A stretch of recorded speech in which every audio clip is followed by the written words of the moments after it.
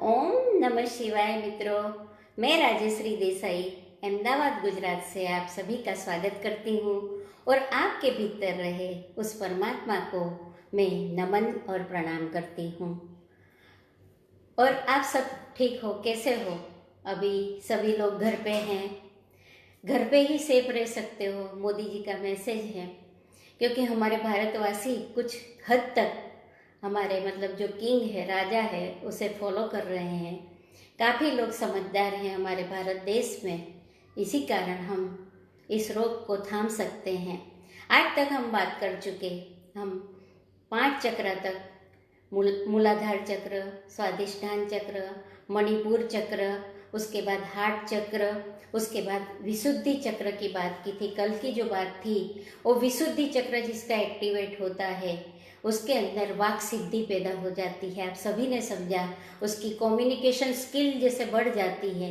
वैसे ही आज मैं बात करना चाहती हूँ हमारा जो छठा चक्र है, जिसे सिक्स सेंस भी कहते हैं, छठी इंद्री कहते हैं, और थर्ड आई भी कहते हैं, तीसरी आंख। जैसे शिव जी का तीसरा नेत्र जो होता है, हम सभी का भी तीसरा नेत्र है। ये ना समझे कि परमात्मा के लिए जो कल्पनाएं की गई है ये किसी व्यक्ति के लिए नहीं है, हर एक व्यक्ति के लिए, हर एक व्यक्ति में वो तीसरी आंख सिक्स सेंस होती है। कभी न कभी उसका यूज कर लेता है, जाने अनजाने में इंसान। आपने देखा होगा, कभी आप बहुत तकलीफ में होंगे, कोई सूझ नहीं हो रहा होगा, माइंड के अंदर बहुत सारी लॉजिकें चलती होती है, उसी समय एकदम से एक अच्छा विचार आ जाता है और हमारी जो दुनिया है, जो हम परेशानी में थे, एकदम से बदलाव आ जाता है। आप में से कई लोग भी सोच रहे होंगे, जितने भी लोग आज देख रहे हैं मुझे और ये सब बातें सुन रहे हैं, कहीं ना कहीं आप उस लेवल तक पहुंच चुके हो, जैसे अवेयरनेस थर्ड आई तक पहुंचने वाली जो बात है, तभी आप आकर्षित हो रहे हो ये सब सुनने के लिए। कोई नॉर्मल इंसान जिसके अंदर बहुत सारे लॉजिक चलते रहते हैं, उसको ये सारी बातें काफ़ी हद तक समझ में नहीं आती। क्योंकि हर एक चीज़ को समझने के लिए, हर एक बात को समझने के लिए अपना माइंड यानी स्टेबिलिटी भी होनी चाहिए, कुछ हद तक कॉन्शियसनेस ऊपर की तरफ उठी होती है, तभी इंसान को समझ में आती है सारी बातें। तो आज मैं थर्ड आई पर बात करूंगी। थर्ड आई का जो कलर होता है वो इंडिगो कलर है। और जैसे मैंने बताया था कि गले की जो इंद्रियां है, जैसे विशुद्धि चक्र था तो उसमें 16 नाड़ियाँ, 16 उसके संस्कार, 16 जो उसमें गुण होते हैं वो संपन्न होता है 16। वैसे ही जब आदमी, हर इंसान, ह्यूमन यहाँ तक जब पहुँच जाता है थर्ड आई के लेवल पर, तो गजब की शक्तियाँ उसके अंदर पैदा हो जाती है। हर बात को अच्छे से समझ लेता है। कोई इंसान गलत है, झूठा है, झूठ बोलता है, सारी बातें उसके दिमाग में एकदम से समझ में आ जाती है। कोई भले ही इमोशन छुपाने की कोशिश करता है, लेकिन उसके अंदर, उसकी आत्मा के अंदर जो कुछ भी पड़ा होता है वो सारा वो पहचान लेता है। थर्ड आई जिसकी एक्टिवेट होती है, जैसे दूरदर्शन करते हैं ना, दूरदर्शन यानी जो टीवी की बात नहीं, हाँ वो भी बात कुछ तक हद तक है, जैसे एंटेना लगा है, डिश लगा है, चैनल ली हुई है, तो उसी के माध्यम से हम देख सकते हैं। तो ये डायरेक्टली हम दूरदर्शन कर सकते हैं, जिसे टेलीपैथी भी कहते हैं। कई सारी शक्तियाँ थर्ड आई के माध्यम से ही जागृत होती है। इंसान में गजब की डिवाइन पावर आ जाती है, हर चीज को समझने लगता है। जैसे आपने सुना होगा, अर्जुन की बात करें, अर्जुन जब रण मैदान में, रणभूमि में था, तब कहीं न कहीं कृष्ण भगवान ने उसे थर्ड आई की बात की हुई है। आप पूरी गीता में सुनेंगे तो यही बात उसे समझाए, क्षत्रिय है तू अपने संकल्प को जगा, क्षत्रिय का काम है लड़ना, युद्ध मैदान में विजयी होना। तो हम सभी योद्धा हैं ना। आज हम भी कोरोना से कई हद तक लड़ रहे हैं, बीमारियों से लड़ रहे हैं। इंसान हर जगह, हर व्यक्ति कहीं ना कहीं संघर्ष कर रहा है। वो युद्ध मैदान से कुछ कम तो नहीं है ना। ये युद्ध मैदान में कैसे विजयी बनना है, वही सारी बातें गीता में बताई हुई है। श्री कृष्ण भगवान ने जैसे कहा था, तू अपने अंदर का सूरज जो है का वो मुनि को जगा ले। एक बार वो मुनि जाग गया, मुनि यानी ये तीसरी आंख की बात है। जैसे शिव जी ने तीसरी आंख एक्टिवेट करके कामदेव को नष्ट कर दिया था, वैसे ही हमारे अंदर के सारे विकारों को अगर नष्ट करना है तो हमारी ये तीसरी आंख जब एक्टिव हो जाती है, सारे विकार खत्म हो जाते हैं, बिल्कुल ही समाप्त हो जाते हैं। जैसे हमारी कोई बुरी आदतें होती है, कोई शराब पीता है, कोई नॉनवेज खाता है, या कोई ऐसी सात्विक फूड में उनको जिसको रस नहीं होता, वो सारे लोग उसी लेवल पर आ जाते हैं। उनको अपने आप ही मन से ही पता चल जाता है ये मेरे लिए अच्छा है, ये मेरे लिए बुरा है। जो चीज उसके शरीर में सूट नहीं हो रही वो अपने आप ही त्याग देता है। आप लोगों ने भी देखा होगा, कहीं ना कहीं आपका दिल भी करता होगा कभी ना कभी कि ये चीज मुझे नहीं खानी चाहिए, मेरे बॉडी को सूट नहीं कर रही।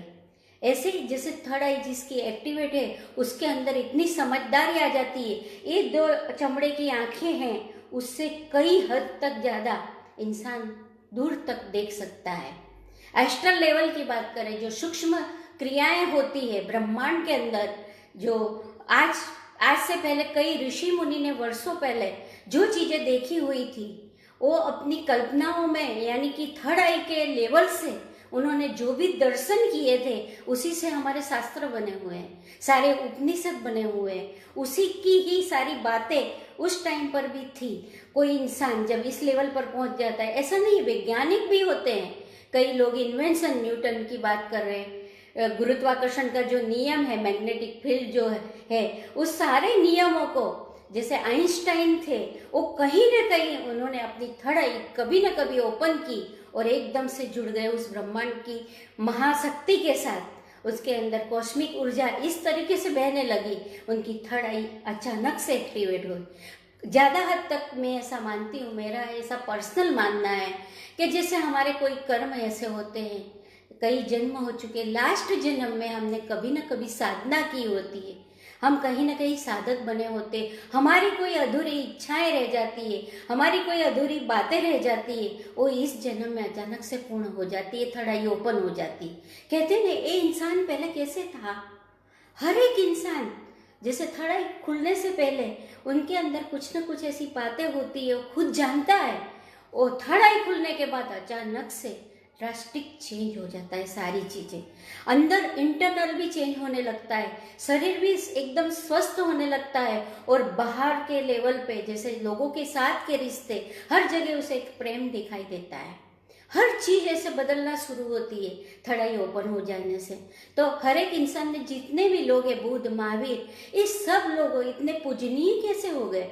मीरा की बात करो, कृष्णा की बात करो, ये सब पूजने लायक इंसान कैसे हो गए? ये अवतार पुरुष कैसे हो गए? उन्होंने कहीं ना कहीं इस लेवल पर काम किया है। कई लोगों को पता होता है और करते हैं, और कई लोग अचानक ही ये सब जागृत हो जाता है। मैंने जैसे बोला, जन्मों के, कई जन्मों के कर्म होते हैं, वो एकदम से जागृत हो जाते हैं। जैसे आप प्रहलाद का एग्जाम्पल ले लें, प्रहलाद जो था उसने कुछ न कुछ उससे पहले के जन्म में किया होगा, वो कोई बुरा तो नहीं था। अचानक से उसके अंदर नारायण और उसका जो मिलना, गुरु से मिलना, और ये सब बातें, नारायण का नाम लेना, उसके पिता समझाते थे, फिर भी उसके संस्कार जो थे, कुछ न कुछ उसने अगले जन्म में कुछ उसकी कोई गर्मी या बीज पड़ गया होगा, तो उस जन्म में उसको वृक्ष और फल मिल गया। ऐसी ही चीज हमारे साथ, हर व्यक्ति के साथ घटित होती है। आज मैंने कल जो भी प्रवचन, जो भी पांचवें चक्र पर बात की, उसके बाद कई लोगों के फोन आए कि जैसे कई लोग तो ऐसे भी कि मैं नाम नहीं देना चाहूंगी, बहुत रो रहे थे, बोलते थे हमें कुछ चाहिए, हम कुछ पाना चाहते हैं, पर हमें समझ नहीं आ रहा हमारे क्या अभाव है हमारी लाइफ के लिए में। सब कुछ होने के बावजूद भी इंसान दुखी रहता है, शांति नहीं है।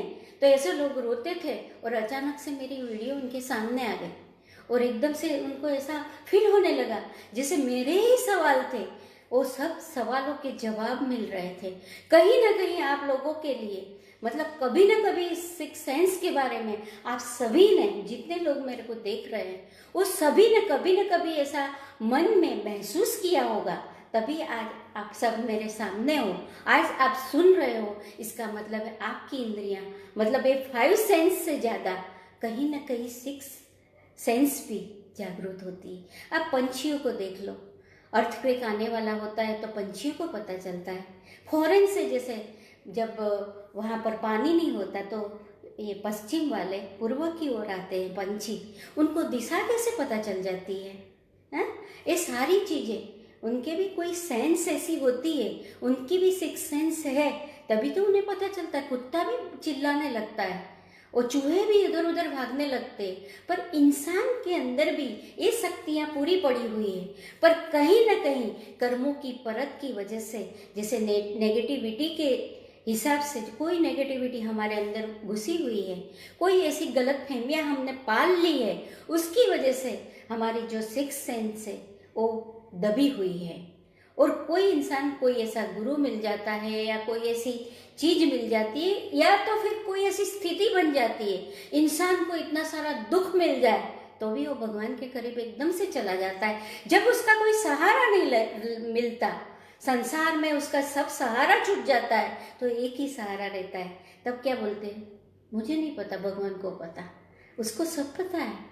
आपको पता नहीं था, वो पता करवाने के लिए आज आपको ये दिन दिखा रहे, तो परमात्मा करे आपके अंदर भी ये सारी शक्तियाँ जागृत हो।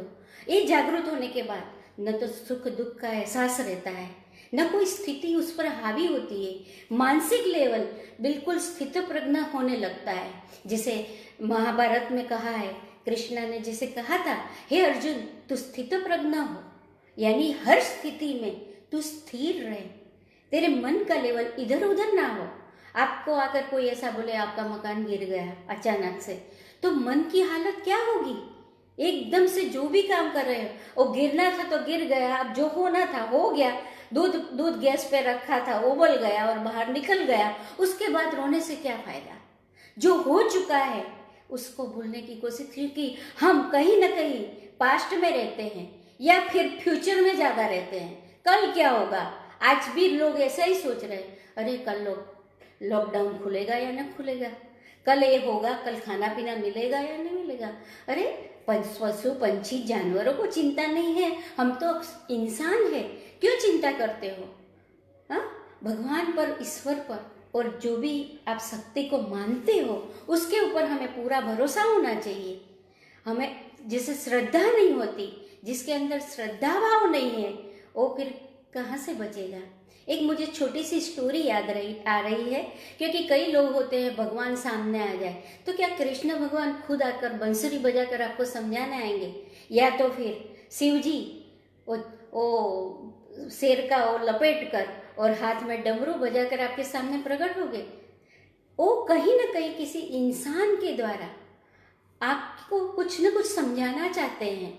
ये वाणी में आते हैं, परावाणी जो इंसान में जागृत होती है, वो वाणी के द्वारा आपको समझाने की कोशिश करते हैं। जैसे जितने भी लोग, जितने की भी थर्ड आई ओपन है, वो प्रकृति चाहती है कि वो अपने तक एक ज्ञान को सीमित न रखे, इसलिए इस ज्ञान को वो बोलना चाहता है, हर जगह व्यक्त करना चाहता है। वो चाहता है कि जो मैंने पाया है उससे मैंने जो शांति महसूस करी है, तो आप भी उसे पाएं, उससे आप भी शांति महसूस करोगे, आप भी सुखी होंगे, आपका भी जीवन चेंज होगा।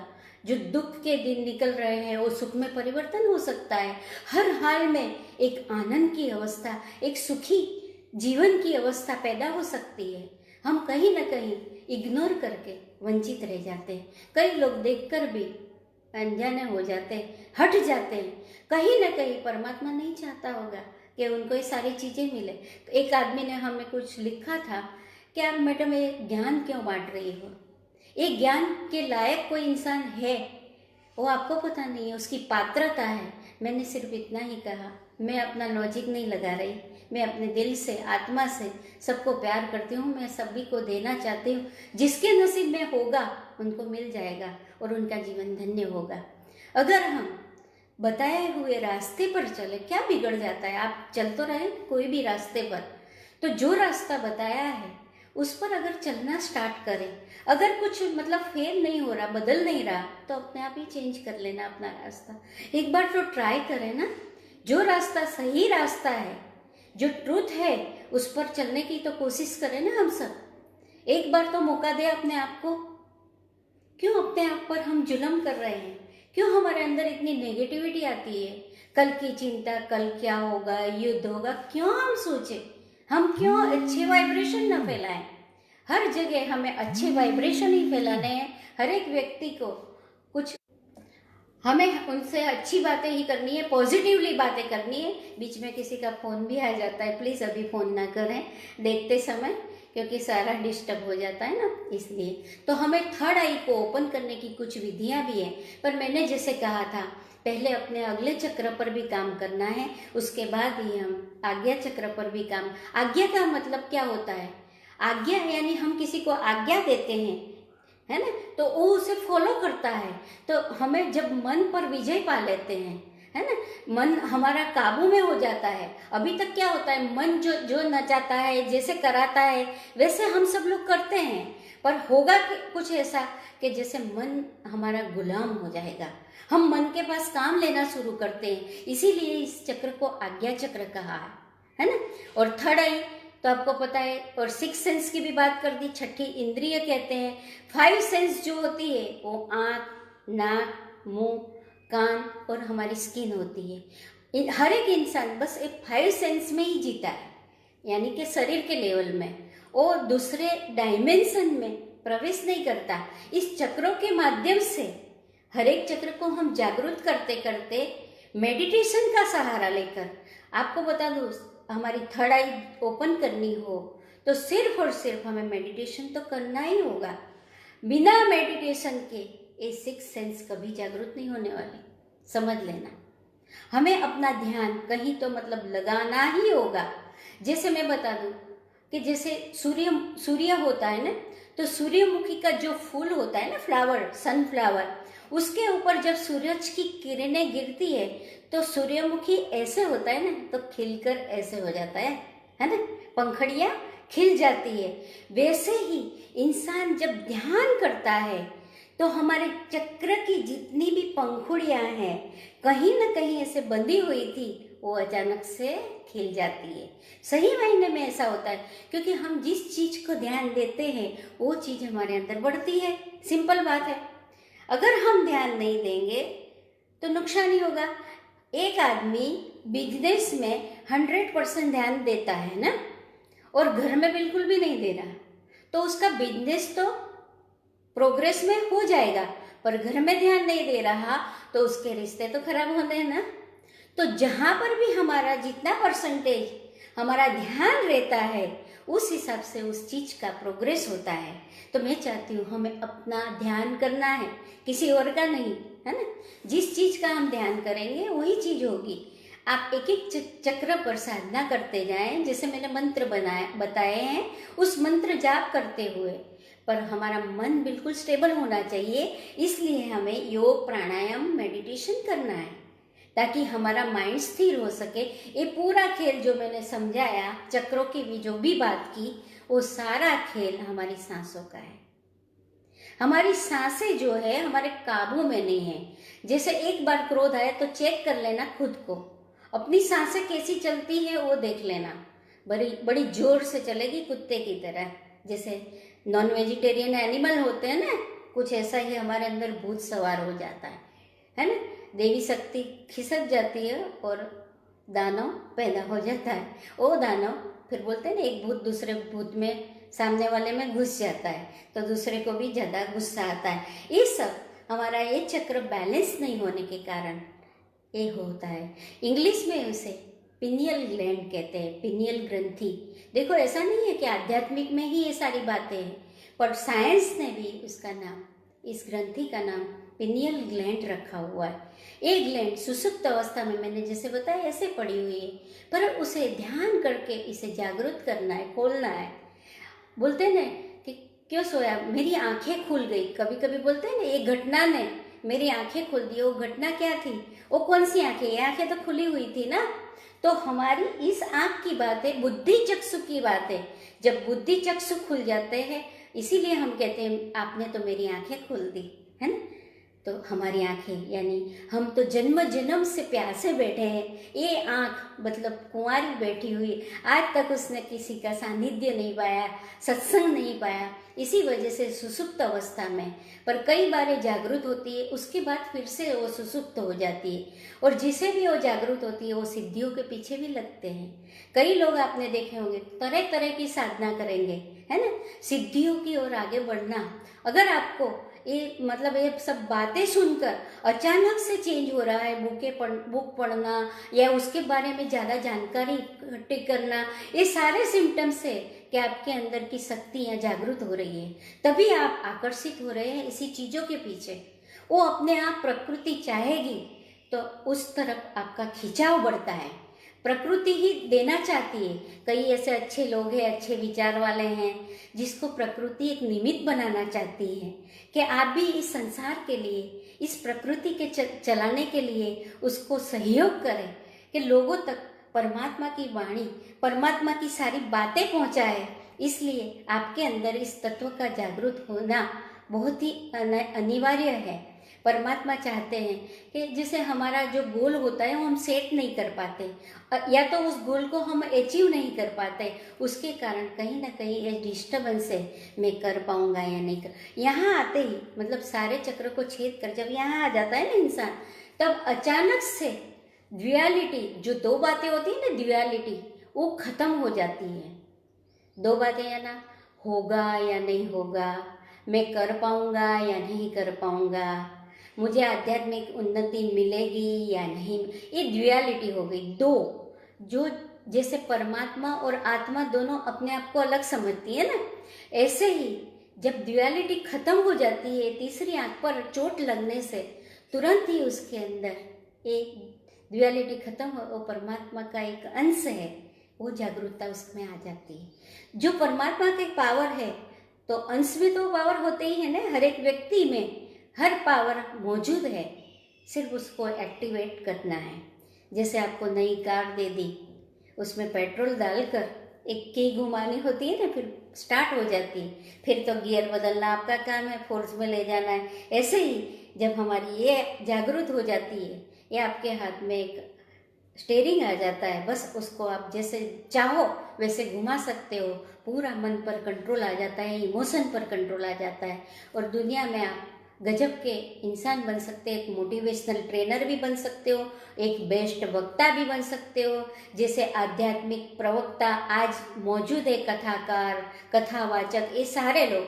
कई लोग ऐसे भी हैं जो सिर्फ पढ़कर कथा पढ़ रहे हैं कि कई लोगों की ये इंद्रिय जागृत हो जाने से, सिक्स हैं, उससे उनको ये तरक्की मिली है, क्योंकि इंसान फिर आगे ही बढ़ता जाता है, उसके अंदर वाक शुद्धि हो जाती है तो वाक सिद्धि मिल जाती है। वाक सिद्धि यानी आदमी दूसरों पर प्रभाव भी डाल सकता है, वो हर एक स्थिति को चेंज कर सकता है। जैसे आपने सुना है संगीत के माध्यम से राग दीपक गाते हैं, मल्हार गाते हैं, राग दीपक गाने से आग लग जाती है, तो ये थर्ड आई की पावर है।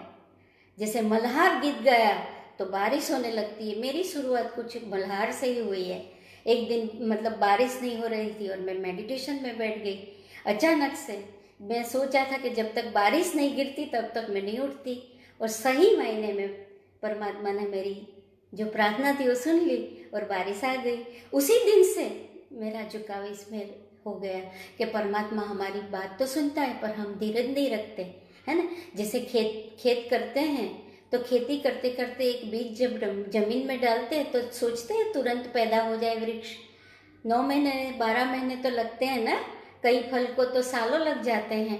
वैसे ही हमने ये आध्यात्मिक के बीज डाल दिए तो अपने आप ये हमारी आईज ओपन होगी। उसके लिए ज़्यादा कुछ करने की ज़रूरत नहीं, सिर्फ और सिर्फ सही रास्ते पे चले, सही विचार करें, सही इमोशन लाए, उसी से आपकी ये सारी शक्तियाँ जागृत हो जाएगी। और आगे आगे इसकी बहुत सी बातें हैं, शायद मैं 1 घंटे में या आधा घंटे में ये सारी बातें आपसे शेयर नहीं कर सकती।